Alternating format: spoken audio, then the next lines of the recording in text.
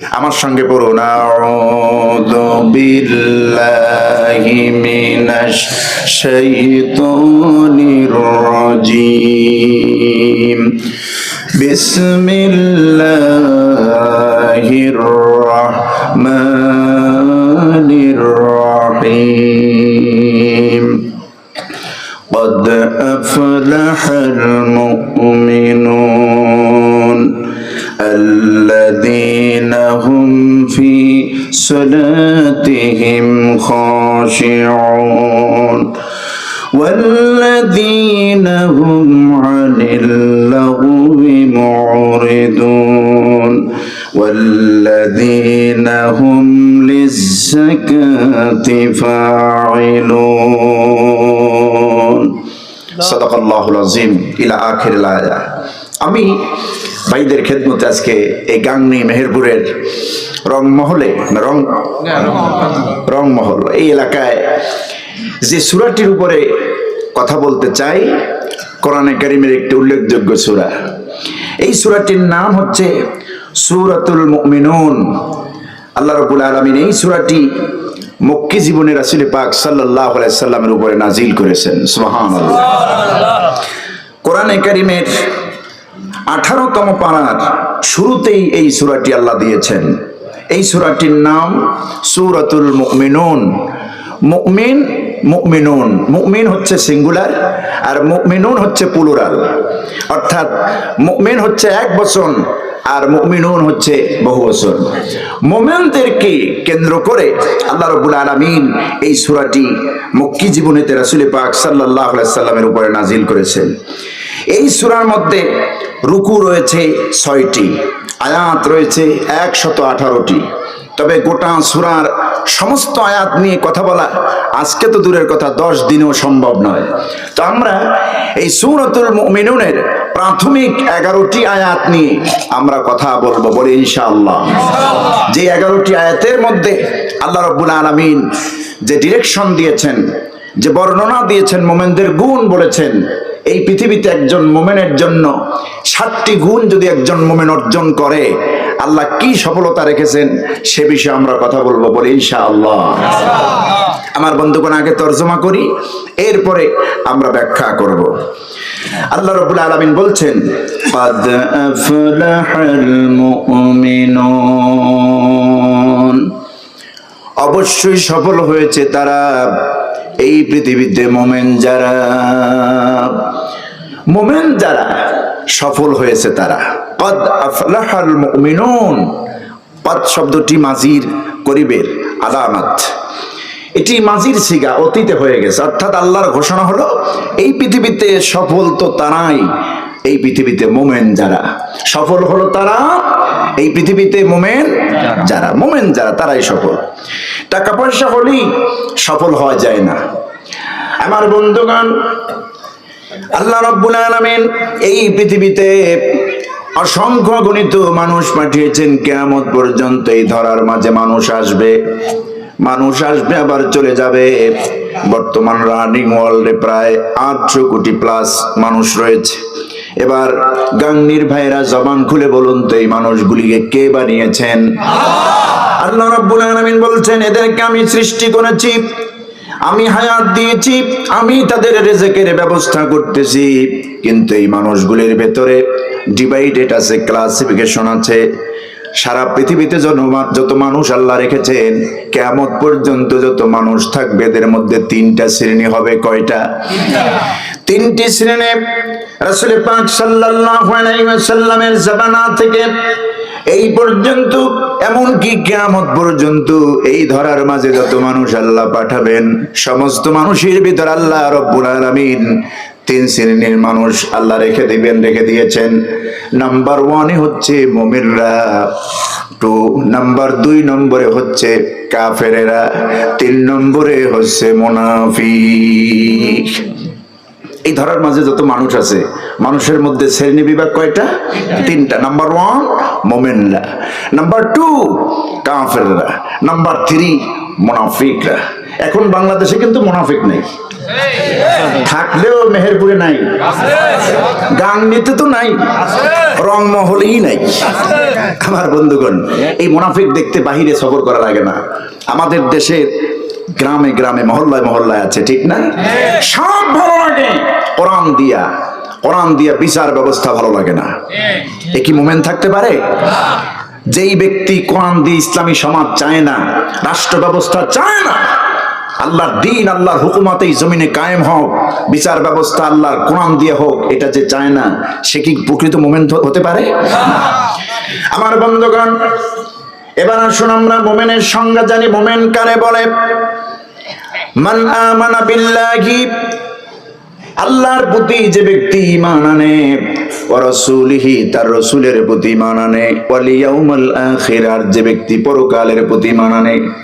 যদিও ঈমানের কয়েকটি স্তর, 7টি স্তরের উপর আল্লাহ রাব্বুল আলামিনের মুমিন বান্দার ঈমান আনবে, কিন্তু মৌলিক বিষয় হলো আল্লাহ, তার রাসূল এবং আখিরাত।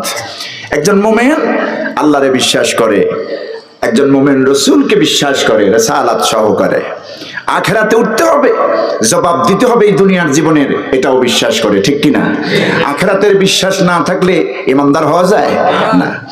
আমার বন্ধুগণ, এই পৃথিবীতে বর্তমান রানিং ওয়ার্ল্ডে প্রায় 800 কোটি মানুষ। এই 800 কোটি মানুষের ভিতরে দেখুন না আপনারা, সবাই তো মুমিন নয়, ঠিক কিনা? সবাই কি মুমিন নাকি? 800 কোটি মানুষের ভিতরে আলহামদুলিল্লাহ আমরা 200 কোটি প্লাস আমরা মুসলমান, 200 কোটি প্লাস আমরা মুমিন, ঈমানদার, আল্লাহর প্রিয় বান্দা। এই মুমিনদেরকে আল্লাহ লক্ষ্য করে কোরআনে কারিমে সূরাতুল মুমিনুন নাজিল করলেন। কিয়ামত পর্যন্ত ব্যাখ্যা থাকবে, তাৎপর্য থাকবে, ফজিলত থাকবে। আল্লাহ মুমিনদের শানে ভাবে প্রথমেই বললেন, ক্বাদ আফলাহাল মুমিনুন, অবশ্যই সফল হয়েছে তারা, এই পৃথিবীতে মুমিন যারা, মুমিন যারা, মুমিনগণ সফল হয়েছে। কার বাণী এটা? আল্লাহর বাণী, আল্লাহর বক্তব্য। মুমিনগণ সফল হয়েছে, অবশ্যই সফল হয়েছে, সুবহানাল্লাহ। এখন মুমিন কারা? প্রকৃত ঈমানদার কারা? ঈমানদার তারা যারা আল্লাহকে ভয় করে চলে, ঈমান লালন করে, নামাজ পড়ে, রোজা রাখে, হজ করে, যাকাত দেয়, আল্লাহর বিধিবিধান পালন করে। এই ঈমানদারের ঈমানের কত দাম দেখুন। এই পৃথিবীতে সম্পদশালী হলেই সফল ব্যক্তি হওয়া যায় না, ঠিক না? অনেক সম্মান পেলেই সফল ব্যক্তি হওয়া যায় না, ক্ষমতা থাকলেই সফল হওয়া যায় না। যদি তাই হতো 45 মিনিট টাইম পায় না, ঠিক কিনা? এই পৃথিবীতে দেখুন, আমাদের এই পৃথিবীতে মানুষের মধ্যে 3টা গুণ সাধারণত পাওয়া যায়। নাম্বার 1 টাকা, অর্থ। নাম্বার 2 সামাজিক স্ট্যাটাস, নিজের পরিচিতি। নাম্বার 3 ক্ষমতা। এই 3টার যার আছে সেই তো প্রকৃত সফল ব্যক্তি পৃথিবীর বিবেচনায়, ঠিক কিনা? সাধারণ বিবেচনায় এই ব্যক্তিটি সফল যার মধ্যে এই 3টা গুণ আছে, টাকা আছে, ক্ষমতা আছে, পরিচিতি আছে। যেমন বর্তমান পৃথিবীতে পৃথিবীর যত রাষ্ট্রপ্রধানরা আছে, অথবা সাধারণ মেসাল স্বরূপ এই দেশের একজন ডিসি অথবা এসপি, এই এসপি সাহেবের ক্ষমতা আছে, টাকা আছে, তারপরে স্ট্যাটাস আছে, সম্মান আছে। আমার বন্ধুগণ, এই এসপি যদি কালেমাওয়ালা না হয়, ঈমানদার না হয়, এই এসপি যদি আল্লাহকে বিশ্বাস না করে, রাসূলকে বিশ্বাস না করে, পরকালে উঠতে হবে, পরকালে জবাব দিতে হবে, কিয়ামত আছে, এই জীবন নয়, আর একটা জীবন আছে, এইটা যদি বিশ্বাস না করে, এক কথায় যদি মুমিন না হয়, আল্লাহ রাব্বুল আলামিন বলেছেন এই ঈমানদার না হওয়ার কারণে এসপির মূল্য আল্লাহর কাছে বিন্দু পরিমাণ নাই। বর্তমান পৃথিবীতে সবচেয়ে দামি মানুষ, অর্থাৎ পৃথিবীর বিবেচনায় শক্তিশালী পাওয়ারফুল ম্যান হচ্ছে বর্তমান আমেরিকার প্রেসিডেন্ট। যিনি হন, জো বাইডেন হন, ডোনাল্ড ট্রাম্প হন, এর হাতে সুপার পাওয়ার। কথা বুঝতেছেন? দেশের বিভিন্ন দেশকে যেভাবে নাড়াবেন সেভাবে নড়বে। এখন বলুন, ইমানের যে দাম কতখানি দেখুন। এই ডোনাল্ড ট্রাম্পের নিজের ব্যক্তি পরিচয় আছে, ক্ষমতা আছে, অর্থ আছে। আমি তার ফ্যামিলি স্ট্যাটাস পড়েছি, তিনি যে বাড়িতে থাকেন স্বর্ণের প্রলেপ দিয়ে সেই বাড়ির উইন্ডো জানালাগুলি তৈরি করা। ক্ষমতার দিক থেকে নাম্বার 1 পৃথিবীতে, টাকা আছে, পরিচিতি আছে। কিন্তু আমার দেশের একজন সাধারণ রিক্সাওয়ালা, ঠেলাওয়ালা, দিনমজুর, যার পরিচিতি এই গাংনীতে নাই, এমনকি রংমহলে কেউ তারে চেনে না, মেহেরপুর তো দূরের কথা, গাংনীতেও চিনে না, গাংনী তো দূরের কথা, রংমহলেও কেউ চিনে না। একজন ঠেলাওয়ালা, দিনমজুর, রিক্সাওয়ালা, কিন্তু এই লোকটির কোনো পরিচয় নাই, ক্ষমতা নাই, অর্থ নাই। অর্থ থাকলে তো আর রিক্সা চালানো লাগতো না।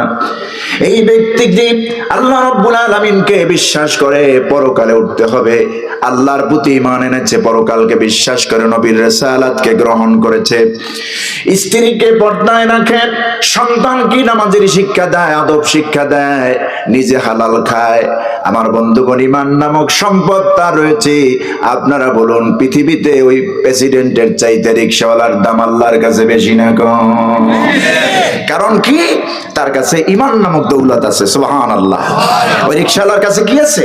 ঈমান নামক দৌলত আছে। ঈমান হচ্ছে মুমিনের আইডেন্টিটি।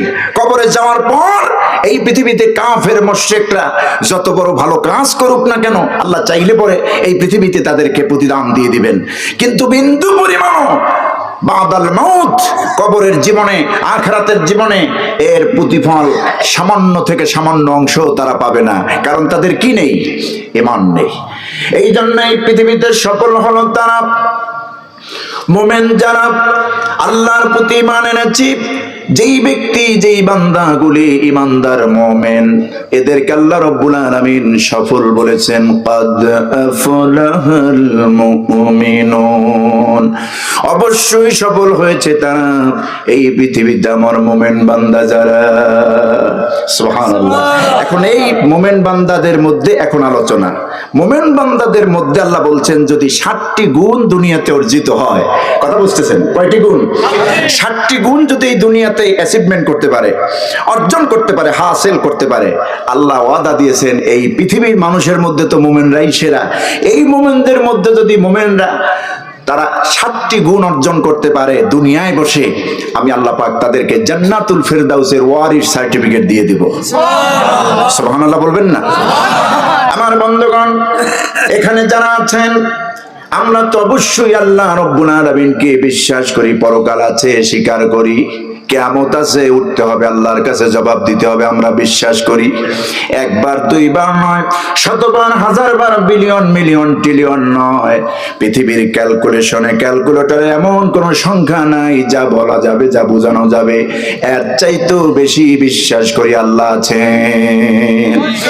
কিয়ামত হবে, এই দুনিয়ার জীবনের হিসাব দিতে হবে, ঠিক কিনা? আমার বন্ধুগণ, আল্লাহ রাব্বুল আলামিন বলেছেন, ওই কিয়ামতের দিন আমি তোমাদেরকে জান্নাতুল ফেরদাউসের ওয়ারিস বানায়া দেব। দুনিয়ার জীবনে তোমাদেরকে ঘোষণা দেব, তোমরা জান্নাতুল ফেরদাউসের ওয়ারিস। ওয়ারিস মানে হচ্ছে উত্তরাধিকারী। বাপ মরে গেলে তার রেখে যাওয়া সম্পত্তি ছেলে পায়, মেয়ে পায়, বউ পায়, পায় না? ভাই পায়, মা পায়, বাবা পায়। এদেরকে বলা হয় ওয়ারিস। ওয়ারিস বলা হয় উত্তরাধিকারী।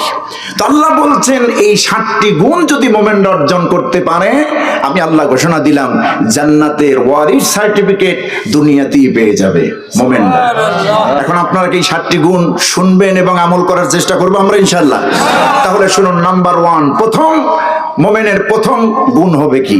কোন নম্বর গুণটা অর্জন করতে হবে প্রথম, সেটি আল্লাহ বলছেন।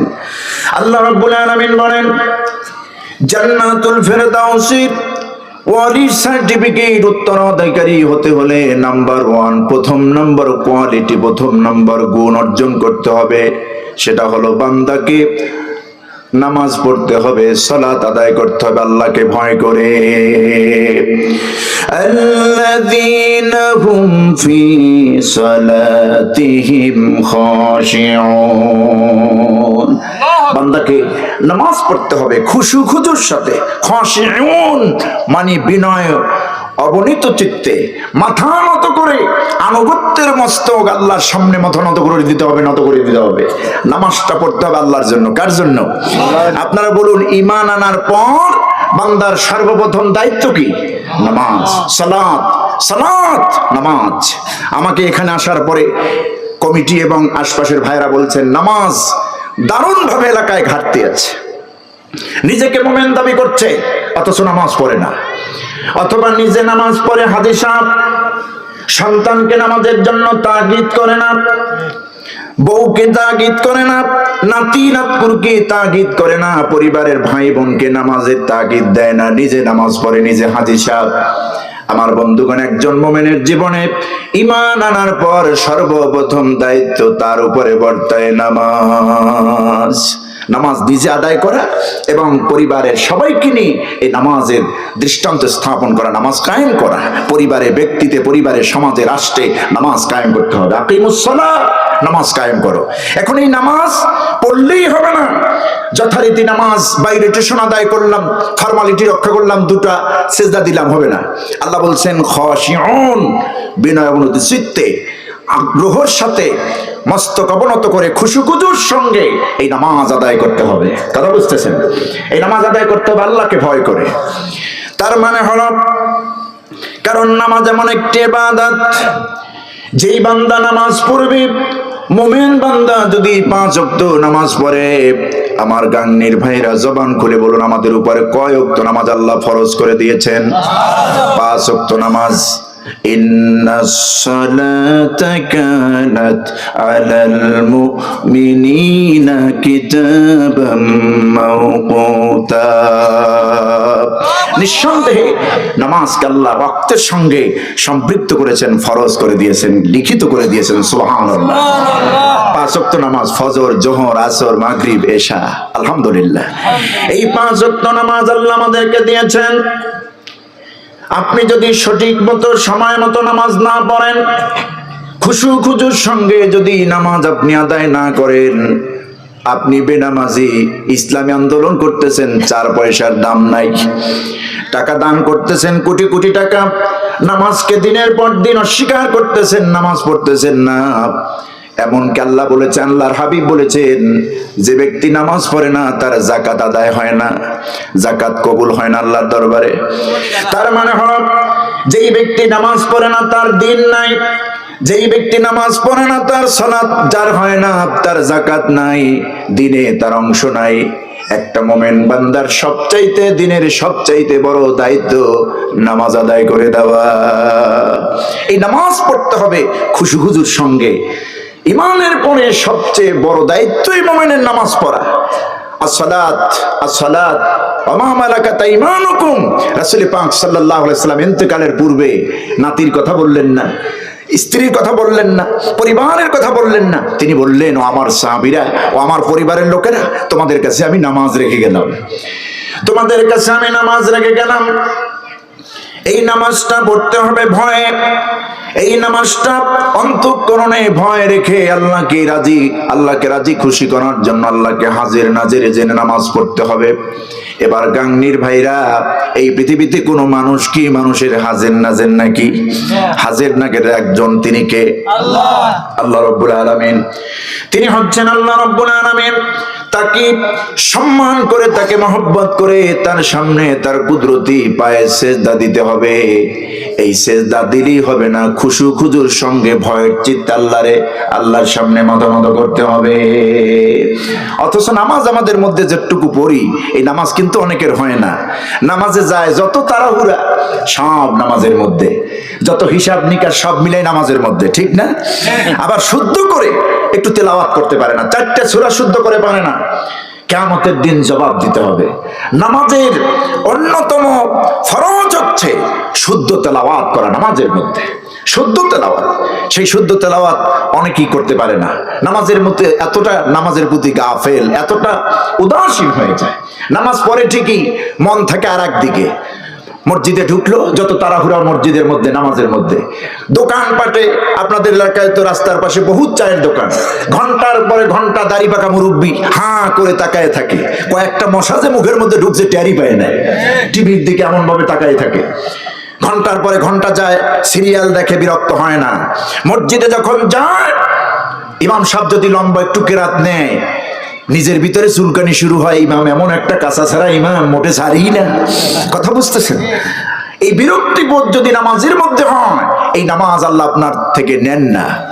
আল্লাহ বলছেন ওই সমস্ত নামাজের জন্য ওয়াইল, অভিসম্পদ, তাদের জন্য লানত।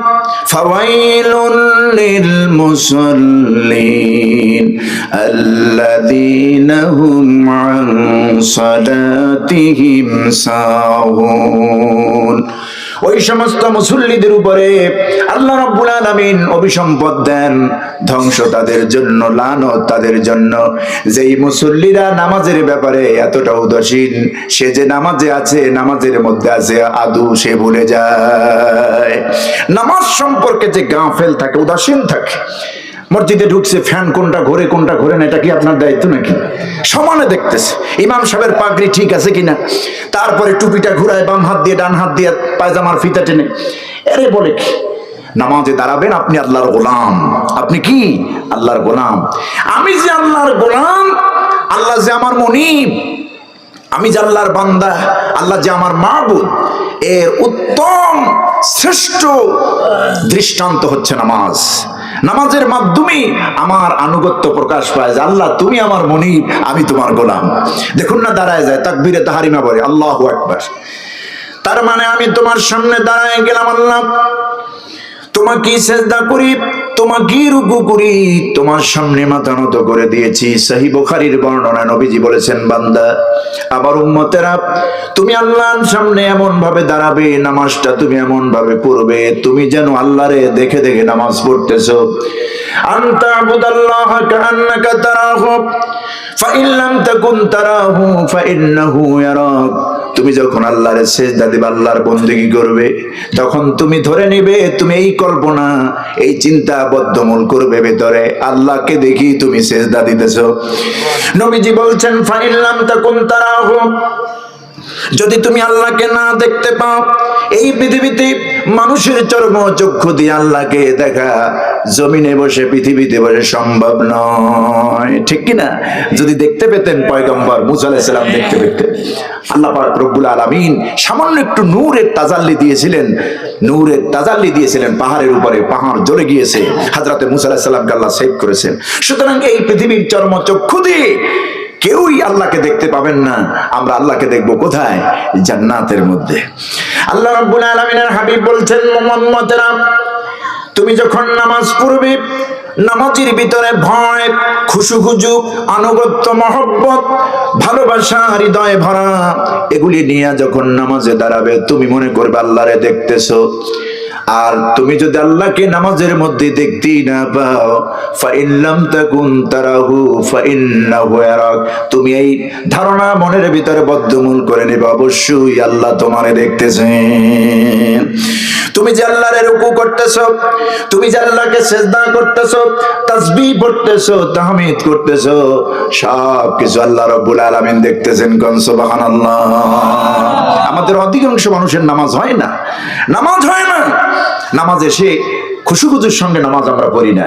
আপনি বলেন, দুরাকাত নামাজ যদি ঠান্ডা শান্ত পরিবেশে, নির্মল জায়গায়, একেবারে সুন্দরভাবে মন ফ্রেশ নিয়ে দুরাকাত নামাজ যদি আদায় করা যায়, সেই নামাজের স্বাদ পাওয়া যায় না?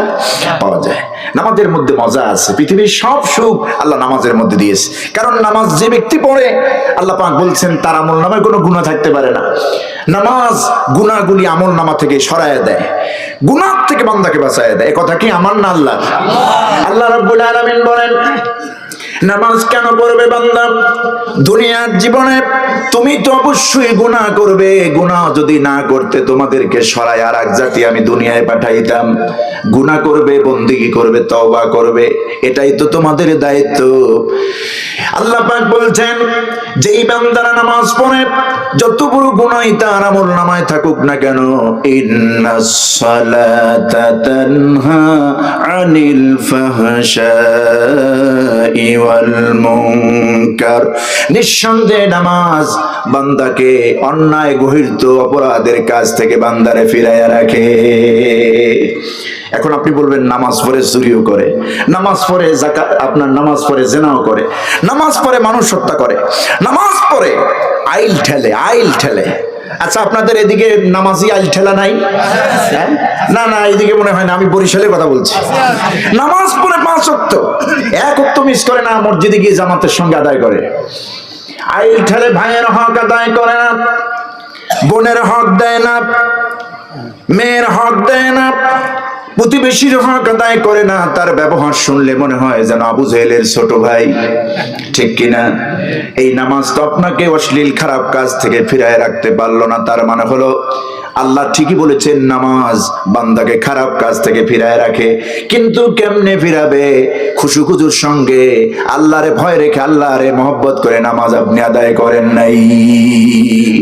নামাজটা যদি ঠিক মতো আদায় হতো, অবশ্যই গুনাহের কাজ থেকে আল্লাহ পাক আপনাকে হেফাজত করতেন।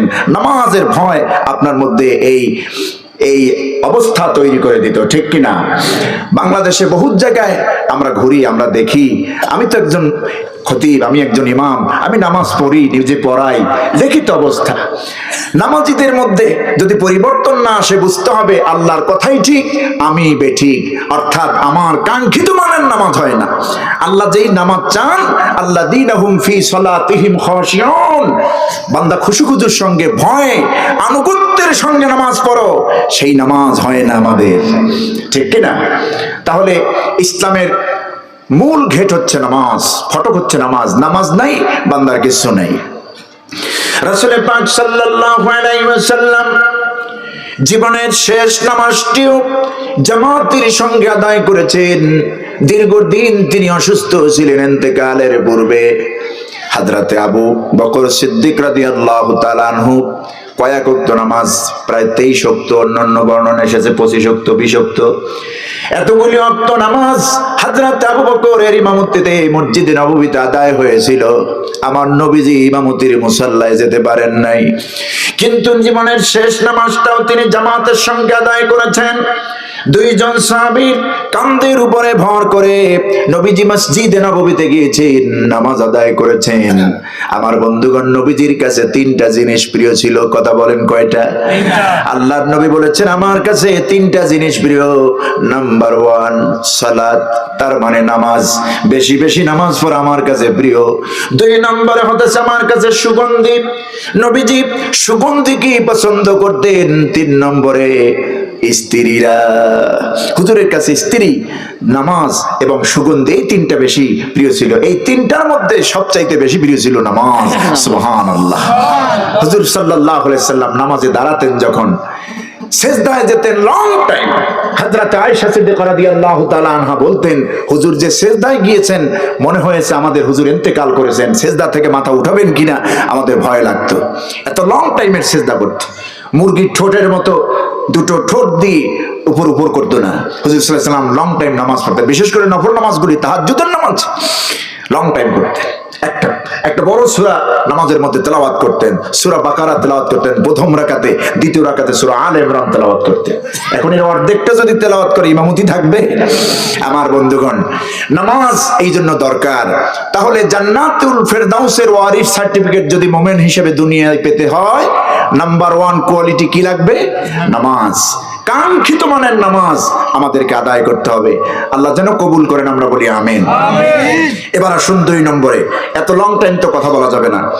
2 নম্বরে গুণ, আল্লাহ রাব্বুল আলামিন বলেন, জান্নাতুল ফেরদাউসের মেহমান যদি হতে চাও, দুনিয়ায় বসে যদি সার্টিফিকেটটা নিতে চাও, ওয়ারিস সার্টিফিকেটের অধিকারী যদি হতে চাও, তোমার 1ম নম্বর গুণ লাগবে নামাজ, কাঙ্ক্ষিত মানের নামাজ, নামাজি তোমাকে হতে হবে। 2 নম্বর গুণ কি, 2 নম্বর কোয়ালিটি কি আল্লাহ তাও বলে দিয়েছেন, ওয়াল্লাযীনা হুম আনিল লাগুবি মুরিদুন, যাবতীয় বহির্ত অনাচার কথাবার্তা থেকে বিরত থাকতে হবে। আমাদের জবানকে ফ্রেশ রাখতে হবে। অনৈতিক কথা, অহেতুক কথা বলা যাবে না। আপনারা বলুন, আমাদের ব্যক্তিতে, পরিবারে, সমাজে বেশি কথা বলার লোক বেশি না কম? সমানে বলে, কোনো প্রয়োজন নাই বেহুদা কথা বলে। এই বেহুদা কথা যারা বলবে না, জবানকে যারা হেফাজত করবে, আল্লাহ বলছেন তাদেরকে আমি জান্নাতুল ফেরদাউসের ওয়ারিস সার্টিফিকেট দেব। এটা গ্রামগঞ্জে বেশি হয় বেহুদা কথা।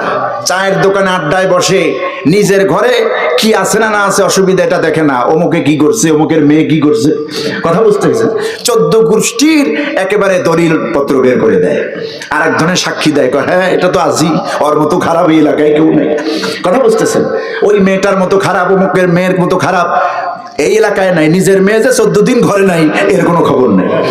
যত বাজে কল্পনা, বাজে চিন্তা এই জবান দিয়ে বের হয়। এই জবান দিয়ে যেগুলি অনৈতিক কথাবার্তা হয়, মানুষের দুর্নাম হয়, এগুলি গীবত। এই গীবত চর্চা হয় সমাজে, গ্রামে গঞ্জে, ঘরে পরিবারে, সর্বত্র। এই জন্য বেশি কথা বলা ভালো নয়। মোমেন কথা বলবে হিসাব করবে, হিসাব করে কথা বলবে। ওয়াল্লাযীনা হুম আনিল লাগবি মুরিদুন, যারা অনৈতিক বেহুদা কথাবার্তা থেকে নিজের জবানকে হেফাজত করে, এটা একটি জান্নাতি গুণ, জান্নাতুল ফেরদাউসের ওয়ারিস সার্টিফিকেট পাওয়ার দ্বিতীয় গুণ। সুবহানাল্লাহ। কথা কি বেশি বলবো না কম বলবো? কথা যারা কম বলে এদেরকে মানুষ জ্ঞানী বলে, ঠিক না? আর বাসালের মতো যারা বেশি পেশাল বুদ্ধি থাকে, পেশাল পাত্তি থাকে, এদেরকে ভালো মানুষ মনে হয়, এদেরকে বলা হয় বাসাল। এদের কথার কোনো ভ্যালু নেই, এদের কথা ভ্যালুলেস হয়ে যায়, মূল্যায়ন হয় না। আর রাসূল বলেছেন কি দেখুন, আল্লাহর নবী বলেন, যেই ব্যক্তি, যেই উম্মত আমার দুইটি জিনিস আমার কাছে গ্যারান্টি দিবে, জামানত রাখতে পারবে, একটা হলো এই জবান, 2 নম্বরে হলো 2 উরুর মাঝখানে অর্থাৎ লজ্জাস্থান। এই লজ্জাস্থান আর এই জবানকে যে ব্যক্তি আমি আল্লাহর নবীর কাছে 2টি জিনিসের হেফাজতের দায়িত্ব নিবে, আমাকে জামিনদার বানাবে। রাসূল বলেছেন আজমান লাহুল জান্নাহ, আমি নবীজি ঘোষণা দিলাম ওই ব্যক্তির জান্নাতের জামিনদার আমি হয়ে যাব। অর্থাৎ আমার উম্মতের মধ্যে যে লজ্জাস্থানের হেফাজত করবে আর এই জবানের হেফাজত করবে, এই 2টি হেফাজতের গ্যারান্টি যে আমাকে দিতে পারবে, আমি হুজুর বলেছি, রাসূল বললাম, ওই উম্মতের জামিনদার, জান্নাতের জামিনদার আমি হব। এখন আপনারা বলুন, এই বাংলাদেশ থেকে শুরু করে পৃথিবীতে যত অঘটন, যত দুর্ঘটনা, যত খুন খারাপি, মামলা মোকদ্দমা, যত যা কিছু আছে অন্যায় কাজ সংগঠিত হয় এই 2টি জায়গা থেকে, ঠিক না? 1 নম্বরে জবান, এই 2 চোয়ালের মাঝখান মানে জিহ্বা, এই কণ্ঠ, এই মুখ, আর একটা হচ্ছে লজ্জাস্থান। হাদিসের ব্যাখ্যা এসেছে 2টা জায়গায় নরম, লজ্জাস্থান যেমন নরম, এই জিহ্বাও কিন্তু নরম। এই নরম জায়গা থেকে বাজে কথা বের হয়। আমার বন্ধুগণ, এই জন্য আল্লাহ রাব্বুল আলামিন বলেছেন, আমার মুমিন বান্দা বেহুদা কথা বলবে না, বেহুদা চিন্তা করবে না, বাজে চিন্তা করবে না, বাজে গল্প করবে না, মিথ্যা গল্প করবে না, কারো নামে শিকায়ত করবে না, গীবাত করবে না, পরনিন্দা, পরচর্চা, তোহমাত দিবে না, এভাবে কিছুই করবে না। একজন মুমিন তার জবানকে সব সময় হেফাজতে রাখবে। যেই মুমিন জবানকে হেফাজত করবে, আল্লাহ বলছেন জান্নাতুল ফেরদাউসের ওয়ারিস সার্টিফিকেটের 2 নম্বর গুণ যেন সে অর্জন করলো। সুবহানাল্লাহ। আমরা এই 7টা গুণ অর্জন করতে চাই, কি বলেন, ঠিক কিনা? বেশি কথা বলে যদি লাভ না হয়, সেই বেশি কথা কেন বলবে? এই ওয়াজ কিন্তু মা বোনদেরও, এই রোগ কিন্তু মা বোনদেরও বেশি। এক জায়গায় যদি 3 জন 4 জন বসে, মাশাআল্লাহ, বিরাট এক মজমা তৈরি হয়ে যায়, ঠিক না? একেবারে গালগপ্প শুরু হয় সকাল 10টা থেকে দুপুর 12টা পর্যন্ত। রান্না যে করা লাগবে কথাই ভুলে যায়। পুরুষের তাও একটা কন্ট্রোল থাকে, মা বোনদের কন্ট্রোল থাকে না। এটা তো আমাদের অভিজ্ঞতা থেকে বলছি। আপনাদের এলাকায় হয়তো আমার মা বোনরা ভালো মানুষ, এই জাতীয় পিছনের কথাবার্তা বলে না, এক জায়গায় বসে গল্প টল্প করে না, এর দুর্নাম শুরু করে দেয়। আমার বন্ধুগণ, মা বোনদেরকেও টেক কেয়ারফুল থাকতে হবে। খবরদার আপনার বান্ধবীর সাথে আপনার স্বামীর কোনো কিছুই শেয়ার করবেন না। ভালো দিকটা যদি সম্ভব হয় বলবেন, আমার স্বামী এইটা ভালো, সত্য কথা বলে, নামাজ পড়ে, আমার নামাজের উপদেশ দেয়, হালাল খায়, এগুলি বলবেন। স্বামীর ইন্টারনাল কোনো বিষয় আপনার বন্ধু বান্ধবী কাউকে বলার জায়েজ নাই, বলতে পারবেন না। গীবাত শিকায়ত তো দূরের কথা, এগুলি কারোর জন্য বলা ঠিক হয় না, এগুলি বলা হবে না। এই জবান দিয়ে অপরাধ, এই জেনা করা হয় লজ্জাস্থান দিয়ে, আর মারাত্মক গুনাহ করা হয় জবান দিয়ে। দেখুন বাংলাদেশে যত কেস কামারি, যত মামলা মোকদ্দমা, সবকিছুতেই জবানে অংশ আছে না নাই? ঝগড়া বাদে কি আগেই লাঠি নিয়ে মারামারি নাকি? আগে কি হয়? এই জবান দিয়ে ঝগড়া হয়, উল্টো পাল্টা বলে, গালিগালাজ করে। যার সঙ্গে যেই ব্যবহার দরকার না, শোভা পায় না, তার সঙ্গে সেই ব্যবহার করা হয়। যখন এইভাবে বলা হয়, এই জবান দিয়ে যখন উল্টা পাল্টা শুরু হয়, তখন শুরু হয় মারামারি, তখন শুরু হয় মাথা ফাটাফাটি, তখন যাওয়া হয় আদালতে কেস কামারিতে। তাহলে যত অনৈতিক কর্মকাণ্ড এই পৃথিবীতে সংগঠিত হয়, দুটি মাধ্যম, একটা হচ্ছে জবান, আরেকটি হচ্ছে লজ্জাস্থান। আমরা এই দুটি জিনিস হেফাজত করবো তো? আল্লাহ কবুল করুন, আমরা বলি আমিন। গেল কয়টা? দুইটা। নাম্বার 3, 3 নম্বরে আল্লাহ রাব্বুল আলামিন বলেন ওয়াল্লাযীনা হুম লিয-যাকাতি ফাঈলুন। আল্লাহ রাব্বুল আলামিন বলেন 3 নম্বর মুমিনদের জন্য 3 নম্বর গুণ হলো জান্নাতুল ফেরদাউসের ওয়ারিস সার্টিফিকেট পেতে হলে 3 নম্বর গুণ মুমিনদের হবে, তারা যাকাত দানকারী হবে। তারা যাকাত দিবে, শুধু যাকাত দিবে না, যাকাত আদায়কারী হবে। এখন এই যাকাত ব্যবস্থা ইসলামের অন্যতম অর্থনৈতিক ব্যবস্থা। যাকাত যেই জাতি দেয় না, ওই জাতির উপর আল্লাহ দারুণভাবে গোসা হন, দারুণভাবে গোসা। আর আমাদের দেশে যাকাত দিবে কি? বেশিরভাগ ধনীরাই তো হারাম খায়। কথা বুঝতেছেন? শিল্পপতি, মিল, কারখানা, ইন্ডাস্ট্রিজের মালিক যারা, হারাম খায়। আঙ্গুল ফুলে কলা গাছ উঠেছে, এরকম একটা কথা আছে না? শ্রমিকের টাকা মেরে খায়, শ্রমিকের বেতন বন্ধ করে দেয়। আন্দোলন করা লাগবে কেন? সকাল 7টা থেকে আর 7টা পর্যন্ত, সন্ধ্যা 7টা পর্যন্ত হাড়ভাঙ্গা খাটুনি খাটলো, মাথার ঘাম পায়ে ফেললো। এই শ্রমিকের বেতনটা নিয়ে তোমার এত টালবাহানা কেন? মাস শেষে বেতন দিতে হবে, মাস শেষে বেতনটা মাস শেষের আগে দিয়ে দাও। এটা তো হাদিস। এই পৃথিবীতে রাসূল পাক সাল্লাল্লাহু আলাইহি সাল্লাম দিন মজুরির পক্ষে সবচাইতে দামি কথা বলেছেন রাসূল পাক সাল্লাল্লাহু আলাইহি সাল্লাম, আতুল আজির আজরাহু ক্বাবলা আইয়া যুফা ইরকু। আল্লাহর নবী বলেন, সব খবরদার ধনীরা ব্যক্তিরা শোনো, তোমাদের দাস দাসী যারা, শ্রমিক যারা, দিন মজুর যারা, মিল কারখানা ইন্ডাস্ট্রিতে যারা কাজ করে, তোমাদের বদলা যারা খাটে, এদের পারিশ্রমিকটা সঠিকভাবে দিয়ে দাও। একজন বদলা তোমার বাড়িতে খাটতেছেন, তোমার মিল কারখানা একজন কাজ করতেছেন ওয়ার্কার, দিন শেষ হওয়ার আগে ওই ব্যক্তির ঘাম শরীর থেকে বেরিয়ে শুকিয়ে যাওয়ার আগে আল্লাহর নবী বলেছেন তার পারিশ্রমিক মিটাইয়া দাও। ঘাম শুকানো তো দূরের কথা, মাসের পর মাস বেতন আটকা থাকে, ঠিক না? বছরের পর বছর আরো 2টা ইন্ডাস্ট্রিজ করতে পারবে। তাহলে আমরা ওনাদের সম্পদকে হালাল ধরতে পারি? ম্যাক্সিমাম কোটিপতিরা, মিল কারখানা ইন্ডাস্ট্রিজের মালিকরা হারামখোর, হারাম খেয়ে তাদের হালাল সম্পদকেও হারামের সঙ্গে সংযুক্ত করে দিয়েছে। আবার যাকাত দেয় কি দেখেন না? ঢোল ঝুরত দিয়ে যাকাত দেয়, বিশাল ব্যানার টানায় যাকাত দেয়, অমুক মিয়া যাকাত দিচ্ছে। বাপ রে বাপ, বিশাল কায়দায় লাইন হয়। এই লাইনের প্রথা কে দিয়েছে তোমাকে? যাকাত ঢোল ঝুরাত দিয়ে দেওয়ার বিষয় নয়। যাকাত দিতে হবে গোপন তবিয়তে, কেউ জানবে না। আর যাকাত দিতে হবে নিজের পরিবার থেকে, ভাই বোন, চাচা, ফুফা, খালু, মামা, এদের থেকে, আত্মীয় স্বজন, নিজেদের কাছের থেকে। একমাত্র পিতামাতা, নিজের সন্তান, নিজের বউ, এদেরকে যাকাত দেওয়া যাবে না। তো এদের থেকে শুরু করতে হবে, নিজস্ব লোকদের থেকে। এখন আপনার ভাইকে বলবেন এই 10,000 টাকা তোরে দিলাম, যাকাতের টাকা জনমের মতো দিলাম, কি বলেন? এটা দেওয়া ঠিক হবে? এই কথা বলা ঠিক হবে? যাকাতের টাকা দিতে হবে। ভাই আপনি কাজ করতে পারতেছেন না, এই একটা অংশ 50,000 টাকা আমি আপনাকে দিলাম, আপনার এটা পাওনা ছিল, হক ছিল, আমি দিয়ে দিলাম, আপনি কাজ করেন, এটা দিয়ে একটা ব্যবসা করেন। যাকাত দিতে হবে এমন ভাবে, রাসূল পাক সাল্লাল্লাহু আলাইহি ওয়াসাল্লাম যাকাত কি এতটা বেশি গুরুত্ব দিয়েছেন, যেই জাতি যাকাত দেয় না তাদের জন্য ধ্বংস অনিবার্য। এই জাতি হয় নদীতে ডুববে, না হয় জঙ্গলে তাদের ক্ষতি হবে, না হয় প্লাবন হবে, না হয় আগুন দিয়া পুড়ে দুনিয়া থেকে সম্পদ আল্লাহ ধ্বংস করে দিবে। আমার বন্ধুগণ, যেই ব্যক্তি যাকাত দেয় না তার মাল পরিশুদ্ধ হয় না, ইমান পরিশুদ্ধ হয় না। আমার দেশে অধিকাংশ ব্যক্তি, এত মিল কারখানা ইন্ডাস্ট্রির মালিক বললাম, এলাকার যে ধনীরা আছে ওনারাও যাকাত দিতে গেলে অহংকার প্রদর্শন করে। একটা ভাব থাকে যে আমি যাকাত দেই। পুরানা লুঙ্গি, 200-250 টাকার লুঙ্গি কিনে 1 মাস পরতে পারে না, রং সং উঠে ছিঁড়ে যায়, ঠিক না? এরকম লুঙ্গি দেয়, শাড়ি দেয়। আপনাকে কে বলেছে? এই অথরিটি আপনাকে কে দিয়েছে? যাকাতের অর্থ দিতে হবে। 1 লক্ষ টাকায় 2,500 টাকা এটা আপনার জন্য, গরিবের প্রতি আপনার জন্য করুণা বা দয়া নয়, আল্লাহর দায় হক আপনার উপর আল্লাহ নির্ধারণ করেছেন। বাংলাদেশে থাকতে হলে আপনি জমিনের ট্যাক্স দেন না সরকারকে? দেন না? সরকারকেই বলেন আপনারা আল্লাহ রাস্তায় দিলাম, খয়রাত দিলাম, তাহলে তো আপনারা অ্যারেস্ট করে নিয়ে যাবে।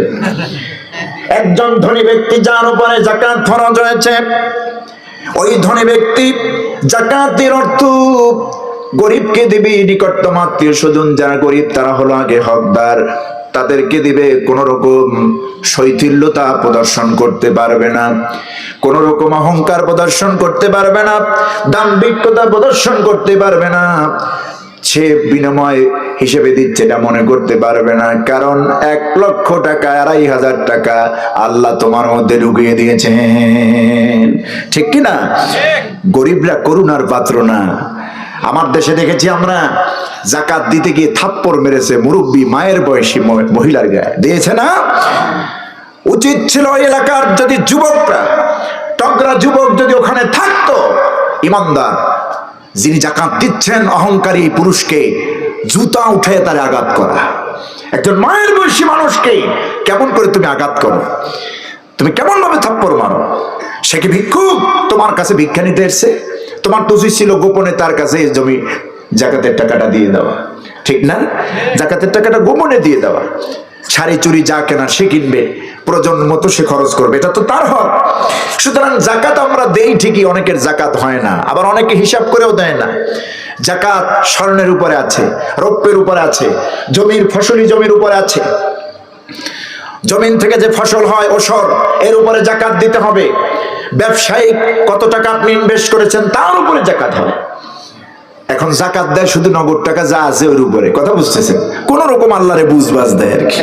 আমার বন্ধু করেন এইরকম চালাকি চলবে না। আল্লাহ বলছেন ওয়াল্লাযীনা হুম লিযাকাতি ফাইলুন, যারা নিজেরা যাকাত দেয়, এবং ফাইল মানে কি? কর্তা, যিনি কর্ম করে যাকাত আদায়ের কাজে নিজেকে নিয়োজিত করে। কোন সুবহানাল্লাহ। এখন বাংলাদেশ তো এখনো ইসলামী রাষ্ট্র নয়, এদেশ মুসলমানদের দেশ ঠিকই, কিন্তু ইসলামী রাষ্ট্র নয়। কোরআন দিয়ে দেশ চলে না, রাসূলুল্লাহর হাদিস দিয়ে দেশ চলে না। আমরা আমল করি ঠিকই, কিন্তু ইসলামিক রাষ্ট্র, ইসলামিক স্টেট এখনো বাংলাদেশ হয়নি। আল্লাহ যেন কবুল করেন, বলি আমিন। যদি বাংলাদেশটা ইসলামী রাষ্ট্র হয়ে যায়, কোরআনের রাষ্ট্র হয়ে যায়, তাহলে যাকাত কোন লঙ্গি শাড়ি দিয়া, নিজেকে দাম্ভিকতার পরিচয় দিয়া দেশের মধ্যে সমাজের মধ্যে আর দেওয়ার সুযোগ থাকবে না। ইসলামী সরকার সংসদে বসে, পার্লামেন্টে বসে আপনার উপরে আইন জারি করবে, আপনার সম্পদের উপরে এই যাকাত টাইম মতো পৌঁছায় দিয়েন। সুবহানাল্লাহ। বাংলাদেশে বাস করতে হলে দেশের নাগরিক হওয়া সত্ত্বেও আপনার প্রত্যেক সম্পত্তি, কেনার সম্পত্তির উপরে যেমন নামজারি থাকে, সরকারকে যেমন একটা ট্যাক্স দিতে হয়, কর দিতে হয়, ইসলামী সরকার যদি কোনো দেশে কায়েম হয়ে যায়, কোরআনের আইন জারি করে দেবে, হালাল সম্পদ তোমার যা আছে ওর উপরে সঠিক সময় যায় যাকাতের টাকা দিয়ে এসো।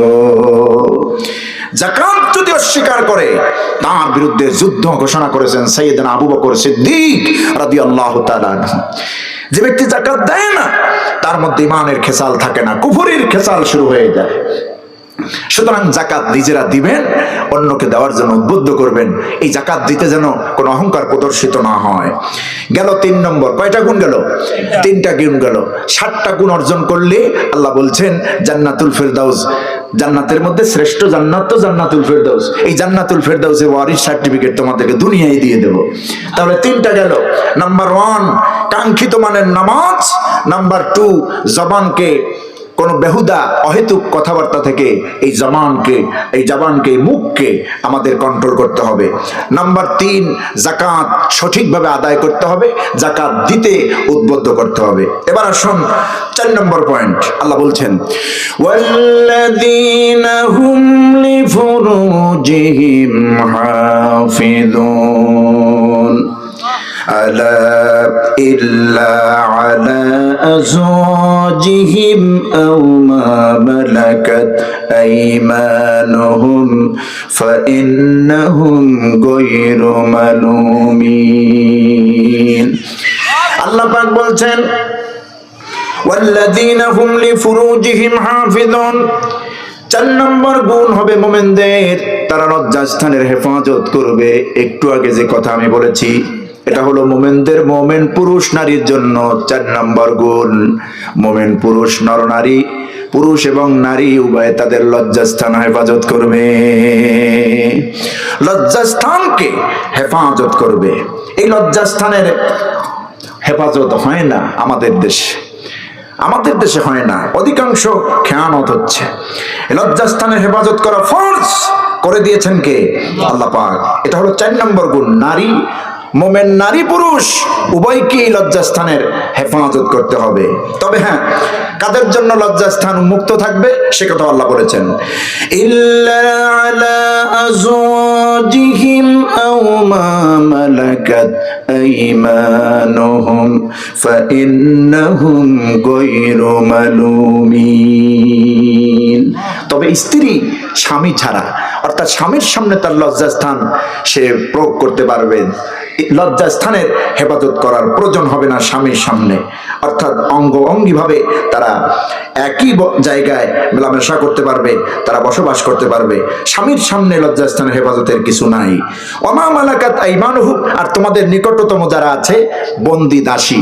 এই আয়াতের হুকুম আরো 1400 বছর আগে রহিত হয়ে গেছে। অর্থাৎ দাস দাসীর যে প্রথা, আগেকার সেই যুগে দাসীদেরকে স্ত্রীর মতো ব্যবহার করা যেত, কিন্তু বর্তমান যুগে কি এই বিধান আছে নাকি? না। এই আয়াতের হুকুম রহিত করে দিয়েছেন। শুধুমাত্র স্ত্রী স্বামীর জন্য, স্বামী স্ত্রীর জন্য তার লজ্জাস্থান প্রয়োগ করতে পারবে, উন্মুক্ত করতে পারবে, ব্যবহার করতে পারবে। এখানে হেফাজতের কোনো প্রশ্ন আসবে না। আল্লাহ বলছেন এর ব্যতিক্রম রেখে, এটাকে উপেক্ষা করে একজন স্বামী তার লজ্জাস্থান যদি ভিন্ন নারীকে দেখাতে চায়, একজন সতী নারী যদি তার লজ্জাস্থানকে ভিন্ন পুরুষের সামনে উন্মুক্ত করে, ব্যবহার করে, অর্থাৎ আল্লাহর এই বর্ডারকে যদি কেউ ক্রস করে, আল্লাহর বিধানকে যদি লঙ্ঘন করে, তাহলে কি হবে শোনো, ফামান ইবতাগা যালিক ফাউলাইকা হুমুল আদুন। যারা এর ব্যতিরেকে কাজ করবে, এটাকে উপেক্ষা করবে, অর্থাৎ লজ্জাস্থানের হেফাজত করবে না, পর পুরুষের সঙ্গে মেলামেশা করবে, হারাম মাহারাম গয়রে মাহারাম ছাড়া, আমার বন্ধুগণ যারা মাহারাম না এদের ছাড়া ভিন্ন পুরুষের সঙ্গে যারা মেলামেশা করবে, চরিত্র নষ্ট করবে, নিজের সতীত্ব তাদের সামনে খুলে দিবে, আল্লাহ বলছেন তাদের জন্য এটা হচ্ছে সীমালঙ্ঘন করার অবস্থা। আর সীমালঙ্ঘনকারী যালিকা ফাউলাইকা হুমুল আদুন, এরা হলো সীমালঙ্ঘনকারী। এই আয়াতের ব্যাখ্যায় পরক্রিয়ার কথা আসে, অর্থাৎ জানাই স্বামী ছাড়া স্ত্রী, স্ত্রী ছাড়া স্বামী, অর্থাৎ স্বামী স্ত্রী ছাড়া যদি কোনো অন্য নারীকে গ্রহণ করে, এটা কি তার জন্য হালাল? কথা বলেন, মারাত্মক হারাম। আকবারুল কাবায়ের, কবিরা গুনার মধ্যে বড় গুনাহ, আবার কবিরা গুনার মধ্যে শ্রেষ্ঠ বড় গুনাহ 7টি। এই 7টি গুনার মধ্যে একটা হলো আপনার পরক্রিয়া। আমাদের সমাজে পরক্রিয়া আছে না নাই? আছে, ব্যাপক হারে আছে। ঘরে সুন্দরী বউ আছে, এরপরও চোখের খিদা মেটে না। কথা বুঝতেছেন? এই পরক্রিয়া সমাজ ধ্বংস করে, পরিবার ধ্বংস করে, ব্যক্তি চরিত্র নষ্ট করে দেয়, একটা দেশ ধ্বংস করে, দেশের উপরে লানত আসে পরক্রিয়ার কারণে। যেখানে পরক্রিয়া শুরু হয়ে যায়, শয়তান সেখানে আস্তানা গেড়ে বসে। এই জন্য আমার মা বোনদেরকে বলবো, যেই পুরুষের সঙ্গে দেখা দেওয়া যায় নাই, তার সঙ্গে হাসি তামাশা মস্কারি করা যাবে না, তার সামনে বসা যাবে না। আমার মা বোনদেরকে বলবো, মা বোনেরা, আপনার কাছে একজন ভিন্ন পুরুষ আসে, অথবা আপনি একজন ভিন্ন পুরুষের কাছে যান, আপনি যদি আপনার সতীত্বকে হেফাজত করেন, আল্লাহরে ভয় রেখে, জাহান্নামের আগুনকে ভয় রেখে আপনি যদি এটা করেন, তাহলে পৃথিবীর কোনো পুরুষ চান্স পাবেন আপনার কাছে আসার। মহিলারা চান্স করে দেয় বডি, মহিলারা চান্স করে দেয় বিধায় ভিন্ন পুরুষ পর পুরুষ এসে পরক্রিয়া করে, নিজের বউ ঘরে রেখে। ঠিক কিনা? এটা কেমনে রুচিতে আসে আমি বুঝি না। রুচিতেও তো বাধা দেওয়া উচিত।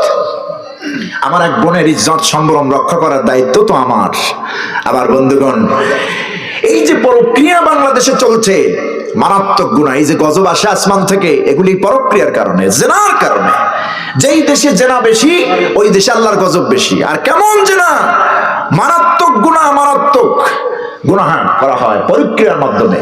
এক্ষেত্রে একজন দোষী নয়, নারীও দোষী, পুরুষও দোষী, স্বামীও দোষী, স্ত্রীও দোষী। যেই স্বামী নিজের ঘরে হালাল স্ত্রী রেখে অন্য নারীর কাছে যায়, ওই স্বামী পৃথিবীর নিকৃষ্ট চরিত্রহীন স্বামী। আর যে স্ত্রী নিজের স্বামী রেখে এই নিজের আমানতকে খেয়ানত করে অন্য পুরুষের কাছে যায়, এর থেকে বাজে নারী পৃথিবীর ভিতরে আসমানের নিচে জমিনের উপর আর হয় না। আমার বন্ধুগণ, এই বদ অভ্যাস থেকে, এই নোংরামি থেকে, এই গজব থেকে, হারাম কাজ থেকে আল্লাহ আমাদেরকে উদ্ধার করুন, আমরা বলি আমিন। আমার দেশটাকে যেন পবিত্র রাখেন এই পরক্রিয়ায়। বহুত সংসার ভেঙেছে এই পরক্রিয়ার কারণে। ছেলে মাকে হত্যা করেছে, মা সন্তানকে হত্যা করেছে, ঘুমন্ত ছেলেকে হত্যা করেছে।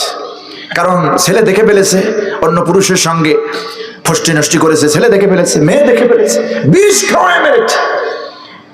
তাহলে শয়তান কতটা কষ্ট করলে একজন নারী সে পরক্রিয়া করলো, অন্যায় করলো, জাহান্নামে যাওয়ার কাজ করলো, এরপর এইটা দেখলো তার মেয়ে অথবা ছোট্ট ছেলে, বাবারে বলে দেবে এই ভয় ছেলেরও মারলো, মেয়েরও মারলো।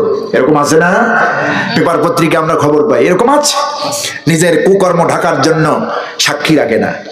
আমার বন্ধুগণ, আমার কলিজার টুকরা মা বোনেরা, সুতরাং নিজে বাঁচবেন জাহান্নামের আগুন থেকে, আপনার স্বামীকে বাঁচাবেন, আপনার সন্তানকে বাঁচাবেন।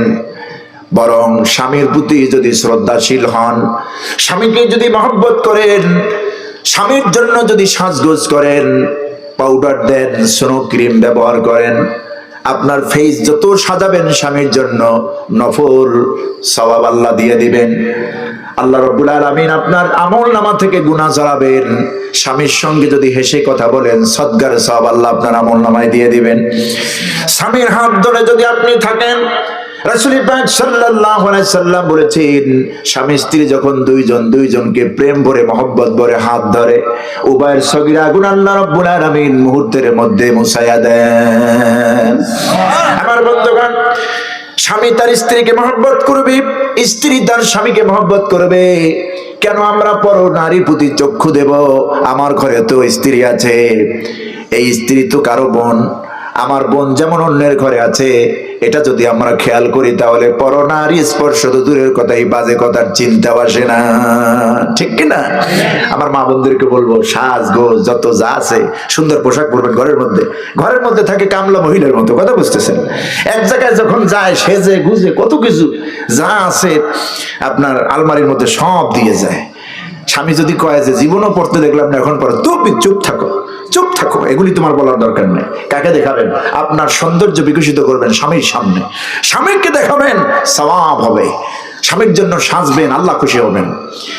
স্বামীকে যদি রেখে আপনি দুনিয়া থেকে বিদায় হন, আপনি যদি স্বামীকে খুশি রেখে দুনিয়া থেকে বিদায় হন, আপনার যদি ইন্তেকাল হয়ে যায় স্বামীর আগে, স্বামী যদি আপনার প্রতি খুশি থাকে, ভালোবাসে আপনারে, নবীজির হাদিস শোনাচ্ছে, আল্লাহর নবী বলেছেন, আইয়ুমা ইমরাতিন মাতাত, কোন স্ত্রী যদি মারা যায়, কোন নারী যদি মারা যায়, ওয়া যাওজুহা নাহারাদিন, স্বামী বেচারা বেঁচে আছে, স্ত্রী মারা গিয়েছে। আমার ভাইরা একটু জবান খুলে বলুন তো, এমন দৃশ্য আমাদের সমাজে আমরা দেখি কিনা? স্বামীর আগে স্ত্রী মারা যায়। আমার নবীর আগে তো মা খাদিজা দুনিয়া থেকে বিদায় হয়েছে। নবীজিকে খুশি করে মা খাদিজা দুনিয়া থেকে বিদায় হয়েছেন। কেমন খুশি হয়েছেন? রাসূল পাক সাল্লাল্লাহু আলাইহি ওয়াসাল্লাম মা খাদিজার কবরে দাঁড়ালেন, ততক্ষণ পর্যন্ত নড়তেছেন, আল্লাহর কাছে ফরিয়াদ করলেন, রব্বুল আলামিন, আমার খাদিজার জন্য তোমার কাছে হাত পেতেছি, আল্লাহ আমার খাদিজারে তুমি রহম করো। নবীজি হাত পেতেছেন, আল্লাহর কাছে দোয়া করতেছেন, কবরের সামনে দাঁড়ায় রইলেন। নবীজি খাদিজার কবর থেকে সরে যান না। আল্লাহ রব্বুল আলামিন তার রাসূলকে হযরতে জিবরিলের মাধ্যমে জানায় দিলেন, আমার হাবিব, আপনি কবর থেকে চলে যান, কারণ খাদিজার প্রতি আপনি শুধু সন্তুষ্ট নন, আমি আল্লাহ তার প্রতি খুশি আছি। আমার খাদিজা আমার বান্দি, খাদিজার সওয়াল জবাবের ব্যবস্থা আমি আল্লাহ রাব্বুল আলামিন নিজের পক্ষ থেকে কুদরতি ভাবে করে দিয়েছি। চিন্তা নাই, খাদিজার ব্যাপারে আপনার কোনো টেনশন করার প্রয়োজন নাই। আমার নবীজি বলেছেন, যে মহিলা তার স্বামীকে খুশি করে, স্বামীকে সন্তুষ্ট রেখে মরতে পারবে, দুনিয়া থেকে বিদায় হবে। আইয়ুমা ইমরাতিন মাতাত, কোন স্ত্রী যদি মারা যায়, ওয়াজাওজুহা আনহা রাদিন, স্বামী যদি বেঁচে থাকে, মরে যাওয়া স্ত্রীর প্রতি স্বামী যদি সন্তুষ্ট থাকে, খুশি থাকে, ওই স্ত্রী মরে যাওয়ার পর তার কিছুই ভালো লাগে না, কলিজাটা ছেড়ে যায়, কাউরে বুঝাতে পারে না, হারে কলিজার টুকরা আমার অর্ধাঙ্গনে চলে গিয়েছে। গোসলখানায় গিয়ে কান্দে, খাবার ঘরে গিয়ে কান্দে, ঘুমের ঘরে গিয়ে কান্দে, বুড়ো বয়সে নাতি খবর নেয় না, ছেলে খবর নেয় না, মেয়ে খবর নেয় না। বুড়ি হলেও অন্তত শীতের দিন পানিটা গরম করে হুজুর জন্য নিয়ে আসে। আমার বন্ধুগণ, একজন স্ত্রী যদি মারা যায়, স্বামী যদি তার যদি আবেগ প্রবণ হয়ে যায়, ভালোবাসা, তার জন্য যদি তার হৃদয়টা কাঁদে, চোখ দিয়ে পানি পড়ে, নবীজি বলেছেন দাখালাতিল জান্নাহ, ওই নারী আল্লাহর জান্নাতে প্রবেশ করবে। এখন বিষয় হলো, কয়জন নারী আছে এরকম হওয়া উচিত আমার মা বোনদের, স্বামীরই খুশি করেন। রিক্সা চালা আপনার স্বামী, তাতে কি হয়েছে? পৃথিবীর সেরা মানুষ, হালাল ইনকাম করছে, ইমান আছে, ইমানদার সে। সুতরাং হালাল উপায় রিক্সা চালিয়ে কষ্ট করে পরিশ্রম করে রোজগার করে আপনাকে খাওয়াচ্ছে, ছেলে সন্তান খাওয়াচ্ছে, পিতামাতা খাওয়াচ্ছে, শুকরিয়া আদায় করা উচিত, ঠিক কিনা? স্বামীর শরীর থেকে ঘাম ঝরতেছে, নিজের আঁচল দিয়ে মুছে দেন, আল্লাহর আরশে আজিম খুশি হয়ে যাবে। আমাদের দেশে পাগল ছেলেরা যা করে, বেশি যখন অতিরিক্ত করে ফেলে, তখন তো স্ত্রীরা আর মহব্বত করে না। যেমন বিদেশ বাড়িতে যে ছেলেরা থাকে, আজকে মাহফিলে যারা সহযোগিতা করেছে, অনেক প্রবাসী ভাই আমার, আমি স্টেজে আসার আগে তোনারা বলেছেন, অনেক প্রবাসী ভাই। আমি জানি না এলাকার ছেলেদের অবস্থা কি, কিন্তু যতটুকু জানি, সারা বাংলাদেশে বিবাহ করার পর ছেলে যদি বিদেশে যায়, নিজের নামে অ্যাকাউন্ট করে না, বউর নামে করে। কথা বুঝতেছেন? এর থেকে নির্বোধ আর পৃথিবীতে কেউ নাই। আপনি আপনার সারাদিনের হাড় ভাঙ্গা পরিশ্রমের ফসল বোন নামে দিবেন কেন? ইসলাম তো জায়েজ করে নাই।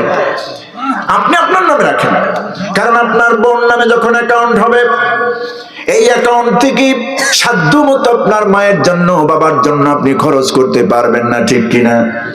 আপনার ছোট ভাই আছে, বোন আছে, অসহায় ভাই বোন আছে, তাদেরকে দিতে পারবেন না। আপনি কোরআনের আয়াতের পুরো বিপরীত অংশে চলে গেলেন। আল্লাহ তো বলেছেন, আল্লাহ রাব্বুল আলামিন তার হাবিবকে বলেছেন, নবী, লোকেরা আপনাকে প্রশ্ন করবে হালাল ইনকাম থেকে কোন পথে আগে ব্যয় করব। ওয়ায়াসালুনাকা মাযা ইউনফিকুন কুল মা আনফাকতুম মিন খায়রিন ফালিল ওয়ালিদাইন। হে নবী, লোকেরা আপনারে প্রশ্ন করবে, ওয়ায়াসালুনাকা মাযা ইউনফিকুন, লোকেরা আপনারে জিজ্ঞেস করবে আমরা খরচ করব কোন রাস্তায়। ইনকাম করলাম, রিকশা চালালাম, ঠেলা চালালাম, চাকরি করলাম, মাস শেষে বেতন পাইলাম, এই বেতনের অংশ থেকে সর্বপ্রথম খরচ করব, উত্তম খরচ কোনটা, এটা আপনি বলে দেন। নবী আপনি বলুন, قُلْ مَا أَنفَقْتُم مِّنْ خَيْرٍ فَلِلْوَالِدَيْنِ। হে নবী, আপনি বলুন তোমার বেতনের অংশ থেকে প্রথম খরচ করবে তোমার মা বাবার জন্য। এটা উত্তম, এটা কি উত্তম। আসলে আপনারা এটা কি, আমরা কি এটা করি? অধিকাংশ পুরুষ করে না। বউয়ের জন্য শাড়ি শাড়ি শাড়ি, গহনা শেষ নাই, কিন্তু মায়ের জন্য, বাবার জন্য করে না। এই শীতের রাত একটি দামি কম্বলে মা ঘুমাতে পারে না, বাবা ঘুমাতে পারে না, পুরানা সেই ছেঁড়া বেড়া ল্যাপের মধ্যে ঘুমায়। দামি একটা খাটের মধ্যে মা ঘুমায় না, বাবা ঘুমাতে পারে না। অথচ এই মা বাপ কষ্ট করে লালন পালন করলেন, নিজের পছন্দের কোনো খাবার নিজে খেলেন না, তোমারই তো খাওয়াইছে। কত কষ্ট করে মা মুরগির ডিম বিক্রি করে দিয়া তোমার প্রাইভেটের খরচ চালিয়েছে। আজকে একটা ভালো চাকরি পেয়েছো, মায়ের জন্য ভালো একটা মাছ হয় না, মায়ের জন্য একটু ফল হয় না, মায়ের জন্য একটা দামি শাড়ি হয় না। আমার বন্ধুগণ, স্ত্রীকে খুশি রাখবেন সেটা তো ভালো কথা, কিন্তু কোরআন আল্লাহ বলেন নাই যে স্ত্রী খুশি হলে আপনি জান্নাত পেয়ে যাবেন। মাকে উপেক্ষা করে, বাবাকে উপেক্ষা করে, আল্লাহ বলছেন যদি তোমার মাকে, তোমার বাবাকে খুশি করে দুনিয়া থেকে বিদায় নিয়ে আসতে পারো, আমি আল্লাহ রব্বুল আলামিন তোমার জন্য জান্নাত রেখেছি। আখফিদ লাহুমা জানাহা যুল্লি মিনার রাহমাহ। আল্লাহ বলছেন তুমি তোমার পিতামাতার জন্য তোমার রহমতের ডানা প্রসার করে দাও। খরচ করবে পিতামাতার ক্ষেত্রে খরচের বেলায় কোনো হিসাব হবে না, বেগয়ের হিসাব। যত খরচ করবে, 1 লাখ টাকা খরচ করবে, 10 লাখ টাকা আমি দিয়ে দেব, আমি দেব। যত বেশি খরচ তত বেশি আমি দিয়ে দেব, সুবহানাল্লাহ। কিন্তু আপনারা দেখুন, সবচাইতে হিসাব কিন্তু কষায় মা বাবার ক্ষেত্রে। স্ত্রী পুত্র সন্তান যা আছে নিজের জন্য খরচ টরচ করে মাস শেষে 1500-2000 টাকা আল্লাহর রাস্তায় পাঠাই দেয় মা বাবার জন্য। বেতন পেয়ে সর্বপ্রথম খরচটা আপনার মা বাপকে আগে দিবেন, বরকত হবে, মনে থাকবে। আর বিদেশ ভাইরা যারা আছেন পরামর্শ দিবেন, আপনারা এই অ্যাকাউন্ট নিজের নামে করবেন। আপনি মরে গেলে আপনার অরিশ হয়ে যাবে, সবাই মাইয়াতের অরিশ হয়ে যাবে, ভাই হবে, বোন হবে, স্ত্রী হবে, সন্তান হবে, মা বাপ হবে। সবার হক নষ্ট করে স্ত্রীর জন্য করে গেলেন, আপনি তো জাহান্নামের আসামি, জাহান্নামের আসামি। সুতরাং লজ্জাস্থানের হেফাজত করতে হবে। আমি যে পয়েন্টে কথা বলছিলাম, ওয়াল্লাযীনা হুম লিফুরুজিহিম হাফিযুন, 4 নম্বর গুণ হলো মোমেন নারী এবং পুরুষ তাদের কি হেফাজত করবে? লজ্জাস্থান হেফাজত করবে। 5 নম্বর গুণ, আল্লাহ রাব্বুল আলামিন বলেন, এই পৃথিবীতে যেই মানুষগুলি 5 নম্বর গুণের কথা আল্লাহ এভাবে বলেছেন, ওয়াল্লাযীনা হুম লিআমানাতিহিম ওয়া আহদিহিম রাউন। এই আয়াতের মধ্যে 5 এবং 6 নম্বর গুণ বলা হয়েছে। একটা হলো আমানতদারিতা, আর একটা হলো ওয়াদা রক্ষা করা। মুমিনরা আমানতদারি হবে। পৃথিবী যদি তার কাছে দেওয়া হয়, কোনো অংশ থেকে ক্ষয় করবে না, খেয়ানত করবে না। আল্লাহ রাব্বুল আলামিন আমানতের খেয়ানত সম্পর্কে ভয়াবহ কথা বলেছেন। আমি গত জুমায় ঢাকার পল্লবীতে আমানতের ব্যাপারে কথা বলেছি। আমার বন্ধুগণ, অসংখ্য জায়গায় আল্লাহ আমানতের ব্যাপারে বলেছেন। এই পৃথিবীতে দৃষ্টান্ত স্থাপন করবে মুমিনরা কেমন ভাবে আমানত রক্ষা করতে হয়। মক্কি জীবনে রাসূল পাক সাল্লাল্লাহু আলাইহি সাল্লামের নবুয়ত পাওয়ার আগে রাসূল কি কেউ তাকে নবী হিসেবে মানতেন না, অর্থাৎ নবী তো তিনি তখন পর্যন্ত নবুয়ত পান নাই। রাসূল পাক সাল্লাল্লাহু আলাইহি সাল্লামকে অনেক আগে থেকেই মক্কার কাফের মুশরিকরা আমিন ভেবেছেন, বলেছেন, আমানতদারিতা হিসেবে মেনেছেন। কারণ মুহাম্মদ বিন আব্দুল্লাহর কাছে যা রাখা হয় চুল পরিমাণ খেয়ানত হয় না। যেভাবে রেখেছেন সেভাবে দিয়েছেন, সুবহানাল্লাহ। আমানতদারিতার উজ্জ্বল দৃষ্টান্ত সেট করেছেন বিশ্বনবী সরওয়ারে দু আলম আশরাফুল আম্বিয়া সাইয়্যিদুল মুরসালিন রাহমাতুল লিল আলামিন জনাবে নবী বিশ্বনবী মুহাম্মদুর রাসূলুল্লাহ সাল্লাল্লাহু আলাইহি ওয়াসাল্লাম। সুতরাং তার উম্মত আমরা আমানতদারিতা রক্ষা করব। কথা বুঝতেছেন? একটা মোবাইল যদি আপনার কাছে বন্ধক রাখে, 500 টাকা একজন ঠকে গেছে, এই মোবাইলটা টেপাও আপনার জন্য জায়েজ নাই তার অনুমতি না নিয়ে। আমরা কি করি? আমরা খেয়ানত করি, এগুলি করা ঠিক নয়। সুতরাং যে মুমিনরা আমানত রক্ষা করবে, আমানতের খেয়ানত করবে না, ওয়াদার খেলাপ করবে না। ওয়াদা দিয়েছে জ্যৈষ্ঠ মাসে, কিসের জ্যৈষ্ঠ? কয়েক জ্যৈষ্ঠ পার হয়ে গেছে। যেই দোকান দিয়ে বাকি খায়, টাকার খাতার অংশ বেশি হয়ে গেছে, 5000-7000 হয়ে গেছে, ওই রাস্তা দিয়েও হাঁটে না। এরকম আছে না? এই চিটারি কেন করেন? আপনি তাকে বারবার তার থেকে সময় নেন, নগদ টাকা দিয়ে কেনেন তার কাছ থেকে, তার অন্তত একটু হেল্প হলো। 5000-7000 10,000 টাকা তার খাতায় জমে গেছে আপনার বাকি, কিন্তু আপনি ওই রাস্তা দিয়েও হাঁটেন না। আপনি তো চোর, আপনি তো প্রতারক। রাসূল পাক সাল্লাল্লাহু আলাইহি ওয়াসাল্লাম বলেছেন, লা ইয়াদখুলুল জান্নাহ খিব্বুন ওয়ালা মান্নান আলা বাখিল। সেই হাদিস। নবীজি বলেছেন, 3 শ্রেণীর মানুষ জান্নাতের ঘ্রাণ পাবে না, জান্নাতে প্রবেশ করতে পারবে না। নাম্বার 1, এই পৃথিবীতে যারা প্রতারক, মানুষের সঙ্গে যারা প্রতারণা করে, ধোঁকা দেয়, ধোঁকাবাজ, আল্লাহর জান্নাতে যাবে না। এরপরে যে ব্যক্তি খোটা দেয়, উপকার করেছে ঠিকই, তোরে দিছিলাম না, এইটা না দিলে তুই বাঁচতি, এরকম খোটা দেয় কিন্তু চরম ভাবে। এই যারা খোটা দেয়, এই খোটা দেওয়া ব্যক্তিদেরকে আল্লাহ পছন্দ করেন না, এদেরকে আল্লাহ জান্নাতে ঢুকাবেন না। ওয়ালা বাখিল, কৃপণ মানুষ, নিজেও খায় না, পরিবারকেও খাওয়ায় না। কথা বুঝতেছেন? সমানে কিপটামি করে। এই কৃপণ মানুষ জান্নাতে প্রবেশ করতে পারবে না। সুতরাং আমানতদারিতা রক্ষা করা। আমানত শুধু মাল সাবানো রাখার নাম নয়, আমানত কিন্তু কথাও, ঠিক না? এক বন্ধু আর এক বন্ধুকে বললো, ভাই আমার ফ্যামিলির ব্যাপারে এরকম একটা হয়েছে, তোমার কাছে বললাম আমানত হিসেবে, খবরদার কেউ কাছে বললো না। উনি আর সকালবেলায় উঠেই আর একজনকে বলছে, ভাই এই কথাটা উনি বলেছেন, খবরদার তুই কারো কাছে বলিস না। উনি আর একজন এরকম সরাই দিল, ওই ডেস্টিনির মতো। কথা বুঝতেছেন? ডানে বামে সমানে, সবাই জেনে গেল। কথা আর আমানত ব্যবহারের আমানত, সম্পদের আমানত, সব সাইডের আমানত মুমিন রক্ষা করবে। এজন্য আল্লাহ বলছেন যে আল্লাযীনাহুম লিআমানাতিহিম ওয়া আহদিহিম রাউন, আমানত রক্ষা করবে আর ওয়াদা খেলাপ করবে না, ওয়াদা রক্ষা করবে। ওয়াদা খেলাপকারী আমাদের সমাজে অনেক বেশি, আর ওয়াদা খেলাপকারী মুনাফিকের আলামত। আবার আজকে বয়ান শুনেই কইেন না যে আপনি তো মুনাফিক।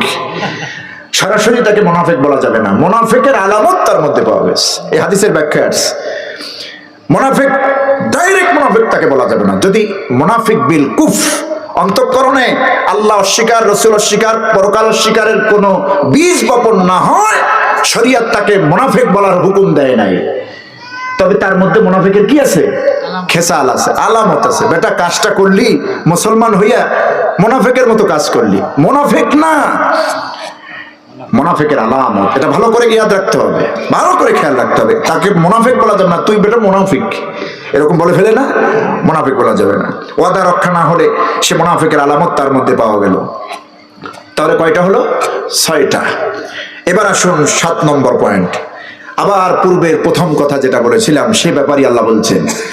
7 নম্বর গুণ কি মুমিনদের? জান্নাতুল ফেরদাউসের ওয়ারিস সার্টিফিকেট আমার মুমিন বান্দার যদি পেতে যায়, তাহলে তার 7 নম্বর গুণ কি অর্জন করতে হবে? আল্লাহ বলছেন ওয়াল্লাযীনা হুম আলা সালাওয়াতিহিম ইউহাফিযুন।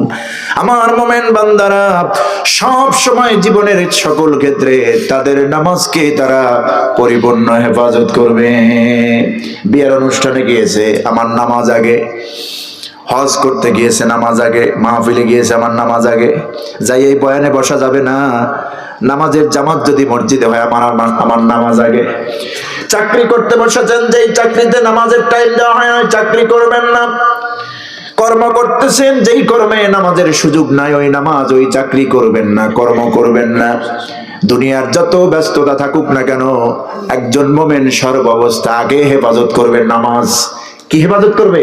নামাজ। মানে নামাজ পড়বে, নামাজ আদায় করবে।